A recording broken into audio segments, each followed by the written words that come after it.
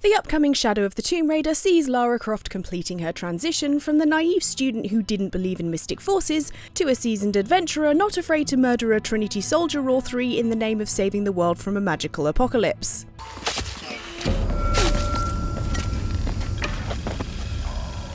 Ouch. And after some hands-on with the new game, we're here to tell you just a few reasons why Lara on a mission is not someone to be messed with. Nice.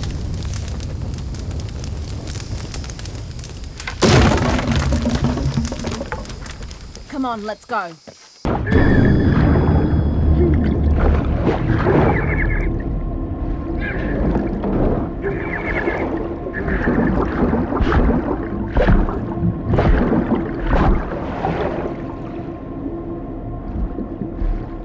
Lara has already established herself to be an adept survivor, whether that be in the wilds or when it comes to not being killed by crashing planes.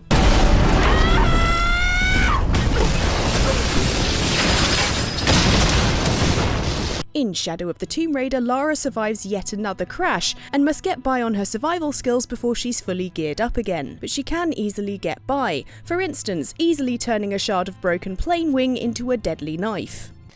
That should be sharp enough.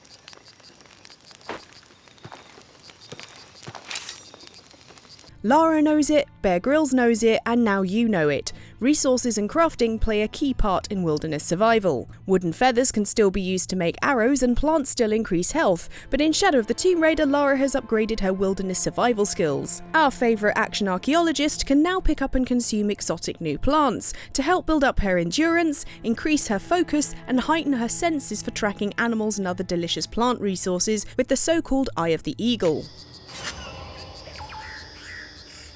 Even Bear Grylls doesn't chow down on random plants to give him superpowers. Unless that's the premise of his new show, we wouldn't count that out. Anyway, all this survivalism makes Lara a force to be reckoned with, that is, if you even see her coming.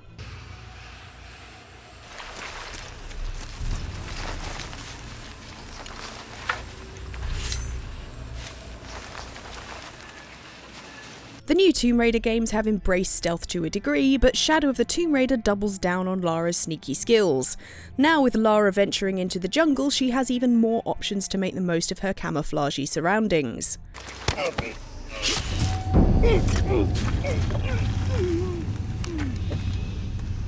There are still leafy bushes to hide in on the jungle floor, but also now many jungly surfaces are covered in convenient vines. Lara uses these to her advantage, blending in, moving across cover without risking being seen by a guard turning the corner at the wrong time, and without having to constantly crouch walk, which must be a blessed relief for her calf muscles. And naturally, Lara can pounce on unsuspecting enemies. Recon team is en route. Rourke out. We shouldn't assume the worst. They might be okay. Plus, it's not just the vines that Lara exploits like a murdery Tarzan, but trees, as she adds to her death from above repertoire with, well, this move.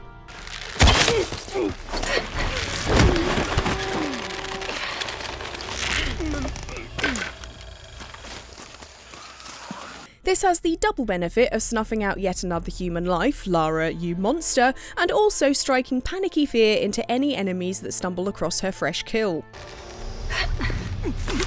I still can't. Holy Christ. They're here! I say again, Lara, you monster. No one goes in or out. I know that, smartass. But you know why? That's above my pay grade. When the recon team gets here, maybe they'll be able to tell us something. Not only can Lara use the foliage to her advantage, but she's not afraid to get her hands dirty, and also her arms, and her face, and, well, pretty much everything else.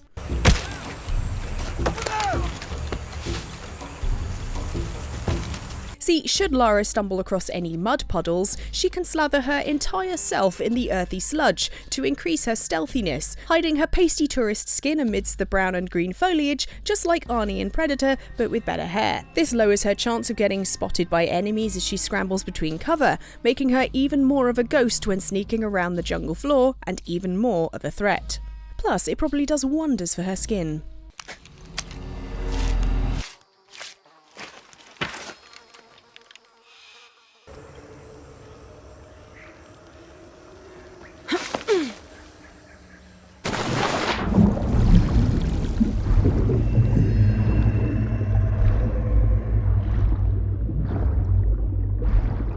Now what if Lara wants to clean up after coating herself in dirt? Well, she can swan dive into one of the many beautiful Peruvian jungle pools and rivers. But not just that. In Shadow of the Tomb Raider, Lara can fully dive below the surface, with swimming not limited to restricted tunnel sections like it was in Rise of the Tomb Raider. This allows her to reach elusive underwater areas and treasures, as long as she steers clear of eels. But then again, they should probably steer clear of her.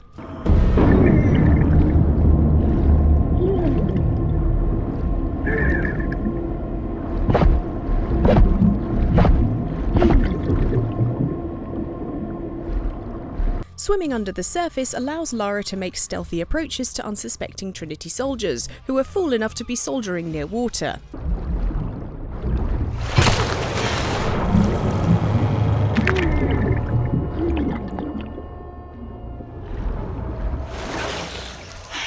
Lara is so determined to beat Trinity, she's willing to risk an old-school Tomb Raider death by piranhas.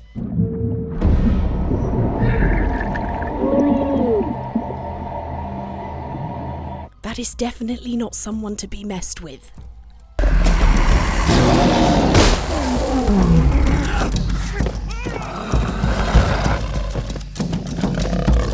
We're used to Lara skinning animals in order to create new outfits to help her in her environment, but in Shadow of the Tomb Raider, one outfit is way more personal. See, piranhas and eels aren't the only deadly creatures Lara must watch out for. On land, Lara must steer clear of yet more big cats, namely jaguars, and one in particular really has it out for her, having already eaten one of her mates and gotten a taste for adventure.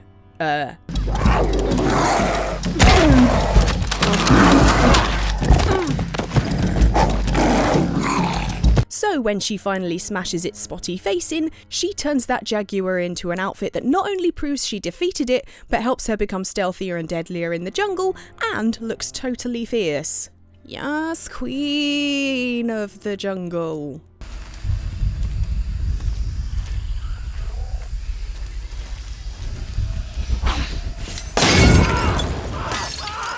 Arrival is imminent.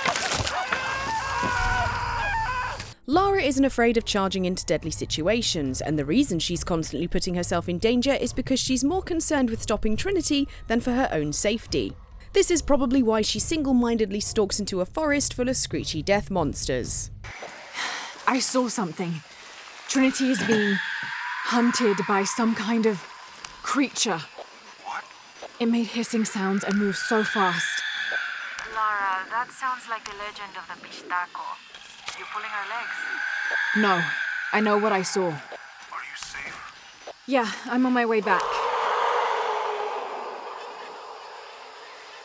Fortunately for Lara, she avoids these jungle chupacabras, at least for now, and it seems that for all their expedition experience, Trinity grunts have still not learnt to tidy up after themselves. Not only is this bad for this untouched Peruvian ecosystem, it's also a serious health hazard for Trinity litterbugs should Lara get her hands on their trash. Yes, Lara can still grab discarded glass bottles and, with some fuel and cloth, create a fiery Molotov cocktail to throw in the direction of bunched together baddies.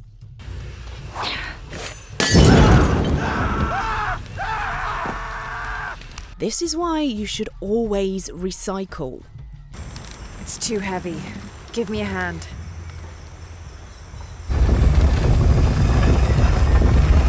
Nothing. Okay.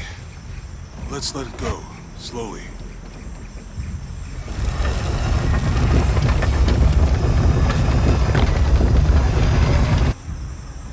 If the rebooted Tomb Raider series has taught us anything, it's that to be pals with Lara, you have to acknowledge your low chances of survival, listen to a lot of Lara's wild archaeological theories, and have the patience of a saint. Most of the time. Oh, God. Almost there. Almost there. Heard that before. Now long-suffering Jonah is back with Lara on another adventure, and willing to stand by her even though she's put him in yet another life-endangering situation. The plane! Jonah, are you there? One in which he ends up with a tropical parasite in his arm. How'd you manage to get Eli in your arm anyway? I was trying to figure out if the water was clean. Got my answer. Ew. In fact, Jonah is doing even more now, not only helping her through the tricky jungle pathways, but also with double stealth takedowns. Put her right there. Make sure nothing can get through. I want this whole area sealed off. Yes, sir. If there's anything here, we're gonna find it.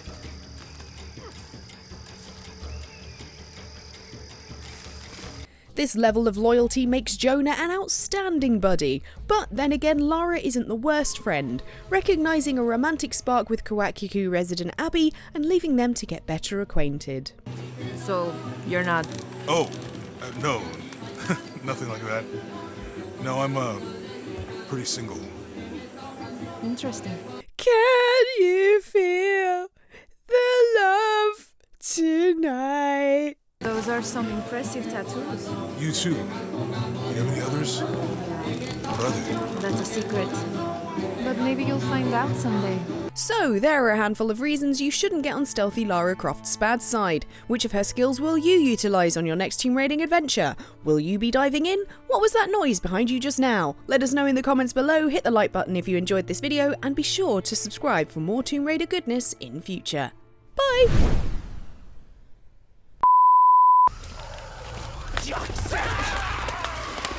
Where'd it go? Where'd it go? On your left.